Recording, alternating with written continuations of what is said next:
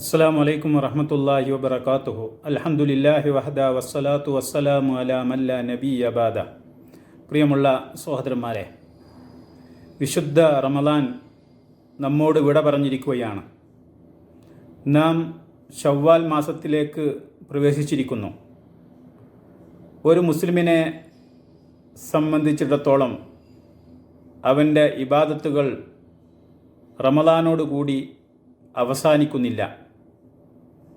അല്ലാഹു സുബ്ഹാനഹു വ തആല പറഞ്ഞതുപോലെ ഫൈദാ ഫറഅത ഫൻസബ് വ ഇലാ റബ്ബിക ഫർഅബ്. ആകയാൽ നിനക്ക് ഒഴിവ് കിട്ടിയാൽ നീ അധ്വാനിക്കുക, നിന്റെ റബ്ബിലേക്ക് തന്നെ നീ പ്രതീക്ഷയർപ്പിക്കുക. അതുപോലെ തന്നെ സൂറത്തുൽ ഹിജ്റിലെ 99-ാമത്തെ ആയത്തിൽ അല്ലാഹ് പറയുന്നത് വഅബ്ദു റബ്ബക ഹത്താ യഅതിയകൽ യഖീൻ. ഉറപ്പായ മരണം നിനക്ക് വരുന്നതുവരെ നീ റബ്ബിനെ ആരാധിക്കുക. റമളാനിലെ നിർബന്ധമായ നോമ്പുകൾക്ക് പുറമെ ധാരാളം സുന്നത്തായ നോമ്പുകളെക്കുറിച്ചും റസൂലുള്ളാഹി സ്വല്ലല്ലാഹു അലൈഹി വസല്ലം നമുക്ക് അറിയിച്ചു തന്നിട്ടുണ്ട്. അക്കൂട്ടത്തിൽ ഏറ്റവും പ്രധാനപ്പെട്ടതാണ് റമളാനിന് തുടർച്ചയെന്നോളമുള്ള ശവ്വാലിലെ 6 നോമ്പ്. ശവ്വാലിലെ 6 നോമ്പുകൾ വളരെ ശ്രേഷ്ഠത നിറഞ്ഞ പ്രതിഫലാർഹമായ നോമ്പാണ് എന്ന് നബി കരീം സല്ലല്ലാഹു അലൈഹി വസല്ലമ നമ്മെ അറിയിച്ചിട്ടുണ്ട്. അബൂ അയ്യൂബുൽ അൻസാരി റളിയല്ലാഹു അൻഹു പറയുന്നു, നബി സല്ലല്ലാഹു അലൈഹി വസല്ലമ പറഞ്ഞു, മൻ സ്വമ റമളാന വ അത്ബഅഹു സിത്തൻ മിൻ ശവ്വാൽ ഫകഅന്നമാ സ്വമ ദഹർ. ഒരാൾ റമളാൻ മുഴുവനായി നോമ്പെടുക്കുകയും അതോടൊപ്പം ശവ്വാലിലെ 6 ദിവസം കൂടി നോമ്പ് തുടർത്തുകയും ചെയ്താൽ അവൻ ഒരു വർഷം മുഴുവൻ നോമ്പെടുത്തവനെ പോലെയാണ്. അല്ലാഹു സുബ്ഹാനഹു വ തആല ഒരു നന്മക്ക് 10 ഇരട്ടി പ്രതിഫലം നിശ്ചയിച്ചിരിക്കുന്നു. അപ്പോൾ ഒരു മാസം എന്നത് 10 മാസമാണ്. റമളാൻ ഒരു മാസം മുഴുവൻ നോമ്പനുഷ്ഠിക്കുക എന്നത് 10 മാസം നോമ്പനുഷ്ഠിക്കുന്നത് പോലെയാണ്. വർഷം മുഴുവൻ നോമ്പ് നോറ്റത് പോലെയാണ് എന്ന പ്രയോഗത്തെ സംബന്ധിച്ച് പണ്ഡിതന്മാർ ധാരാളം വിശദീകരിച്ചിട്ടുണ്ട്.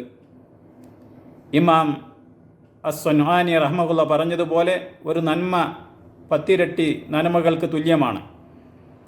അപ്പോൾ റമളാൻ മാസം 10 മാസങ്ങൾക്ക് തുല്യവും ശവ്വാലിലെ 6 ദിവസത്തെ നോമ്പ് 2 മാസങ്ങൾക്ക് തുല്യവും. ഇതാണ് ഒരു വർഷത്തെ നോമ്പുമായി സദൃശ്യപ്പെടുത്തുവാനുള്ള കാരണം. അതുപോലെ തന്നെ ശവ്വാലിലെ 6 നോമ്പിൻ്റെ യുക്തി രഹസ്യങ്ങളെ സംബന്ധിച്ച് പണ്ഡിതന്മാർ വിശദീകരിച്ചിട്ടുണ്ട്.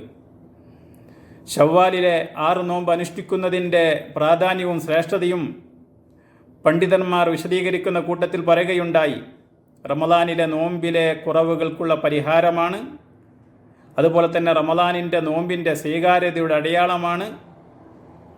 അതുപോലെ തന്നെ ശവ്വാലിലെയും ശഅബാനിലെയും നോമ്പുകൾ ഫർള് നമസ്കാരങ്ങൾക്ക് മുമ്പും ശേഷമുള്ള റവാത്തിബ് സുന്നത്തുകൾ പോലെയാണ് എന്നൊക്കെ ശവ്വാലിലെ 6 നോമ്പിനെ സംബന്ധിച്ച് പണ്ഡിതന്മാർ വിശദീകരിച്ചിട്ടുണ്ട്. അതുപോലെ പണ്ഡിതന്മാർ പറഞ്ഞു, റമളാനിലെ ഫർള് നോമ്പിന് ശേഷം സുന്നത്ത് നോമ്പുകൾ പതിവാക്കുക എന്നുള്ളത് റമളാനിലെ നോമ്പുകൾ അല്ലാഹു സുബ്ഹാനഹു വ തആല സ്വീകരിച്ചു എന്നതിന് തെളിവാണ്. കാരണം അല്ലാഹു സുബ്ഹാനഹു വ തആല തൻ്റെ അടിയാറുകളുടെ കർമ്മങ്ങൾ സ്വീകരിച്ചാൽ അതിനുശേഷവും അതുപോലുള്ള കർമ്മങ്ങൾ ചെയ്യുവാനുള്ള തൗഫീക്ക് അവർക്കവൻ നൽകുന്നതാണ്. ഇനി നാം മനസ്സിലാക്കേണ്ടത് ശവ്വാലുമായി ബന്ധപ്പെട്ട ഈ ഒരു വിഷയത്തിൽ ശവ്വാലിലെ 6 നോമ്പ് എപ്പോഴാണ് നോക്കേണ്ടത് എന്നുള്ളതാണ്.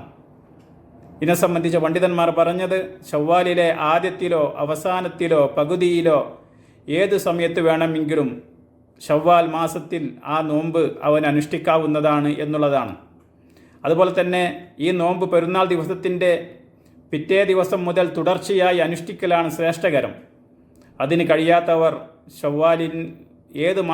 ശവ്വാൽ മാസത്തിൽ ഏതെങ്കിലും ദിവസങ്ങളിൽ തുടർച്ചയായോ അല്ലാതെയോ അവൻ അനുഷ്ഠിക്കാവുന്നതാണ്.